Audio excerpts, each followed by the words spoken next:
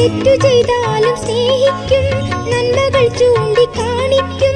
സ്നേഹത്തിൻ മലർത്തേനുണ്ണാൻ നല്ല കുഞ്ഞുങ്ങളെ ചേർത്തവനെ, സ്നേഹത്തിൻ മലർത്തേനുണ്ണാൻ നല്ല കുഞ്ഞുങ്ങളെ ചേർത്തവനെ.